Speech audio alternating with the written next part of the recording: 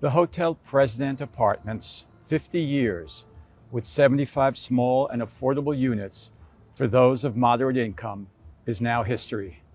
Its community was described by one tenant as diverse in age, ethnicity, and profession, but united in neighborliness. It included artists, teachers, single mothers, professors, retirees, tech worker, entrepreneur, architect, politico, therapist, and many others, all gone. Also eliminated from the building, within a town strapped for housing, are those 75 residential units at any price level. Who allowed or enabled this to happen? Who spoke out to object? In June of 2018, a developer of boutique hotels, together with its consultancy, staffed with former top city employees, met with our former city manager and current planning director. Shortly after, the developer purchased the building and placed a notice to move under each door, triggering a crisis for the tenants and a huge public outcry. In public comment, the city manager gave the impression that there was no impediment to conversion to hotel, but that was not the case. The zoning code specifically prohibited the conversion and included other significant legal limitations as documented by a citizen watchdog and which the city had to acknowledge. There was a period of hope.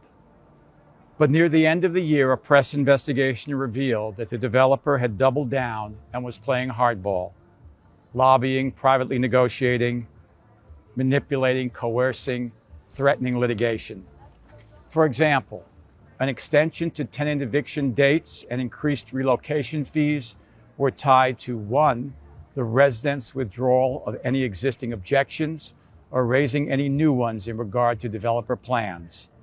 And they were also tied to, two, the city's rapid approval of changes to two major obstacles to the conversion. City staff promptly placed those two items on the council's agenda, and in each case recommending what the developer wanted.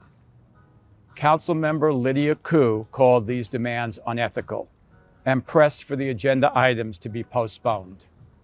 One was, it was staff's recommendation to repeal a cap on commercial development in the downtown area.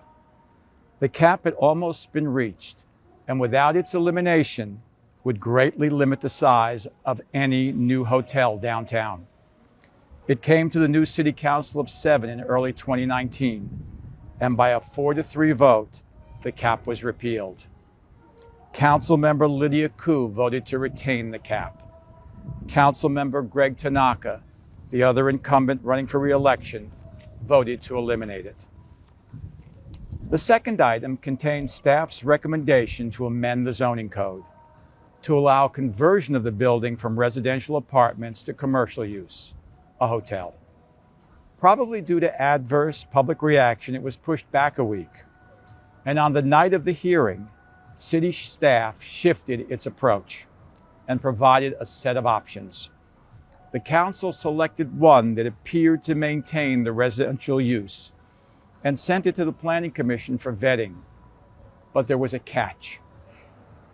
The applicant could apply with the city for a waiver of anything in the zoning code if they asserted the city's actions were preempted by state law, one of the many highly dubious claims put forward by the developer's attorney. The Planning Commission recommended against the waiver process 5-1, but when it came back to the council in April 2019, it passed by a 6-1 vote. Councilmember Lydia Koo was the sole foresighted dissenting vote. Within City Hall in the first half of 2019, the developer submitted a project application, and after initial rejection, it was resubmitted in September, along with a request for a waiver. 9 months later, in June of this year, sadly and in total capitulation, our new city manager recommended that the council approve the project with the waiver. The waiver included allowing conversion from residential to commercial use, allowing 2.5 times the size of any other new hotel, and giving up $7 million in parking fees. Later in the month, the council approved this giveaway in a 6-to-1 vote. In a city where housing is said to be one of the top priorities, at the council dais where everyone talks about housing, and when 75 existing units were at risk, Council Member Lydia Koo was the only one to stand up in his defense and vote against the project and waiver. City staff put forward what the developer wanted, and when public pressure worked against it, they created a loophole to deliver. Rather than standing their ground, upholding the zoning code, and later, if sued, taking on the developer in court, in a case they could have successfully argued against.